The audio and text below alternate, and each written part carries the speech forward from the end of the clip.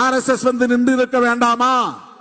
யாரு தெருவுக்கு நீ தேர் போகக்கூடாது என்று சொன்னாய், அவனும் என் சகோதரன் தான். எல் முருகனை நாங்க கூட வச்சிருக்கிறோம், மந்திரி பதவி கொடுத்து. அவர் வாய் திறக்க மாட்டார், நாங்க வாய் திறப்போம் அப்படின்னு வந்து எச் ராஜா நிக்க வேண்டியதானே, அண்ணாமலை நிற்க வேண்டியது தானே, நயினார் நாகேந்திரன் நிற்க வேண்டியது தானே, வானதி சீனிவாசன் நிற்க வேண்டியது தானே, பிஜேபியோட உறவு வச்சிருக்கிற அண்ணன் எடப்பாடி பழனிசாமி வந்து நிற்க வேண்டியது தானே. நாம பேசுவது பிஜேபி ஆர்எஸ்எஸ். ஏன் பேசுறோம்னா, நீ மத அடிப்படையில் அரசியல் செய்கிறாய். இங்குள்ள மண்ணின் மைந்தர்கள் அவன் விரும்புகிற கடவுளை அவன் கும்பிடுறான், அவனவன் விரும்புகிற மதத்தில் வாழ்கிறான், இணைந்து வாழ்கிறான்.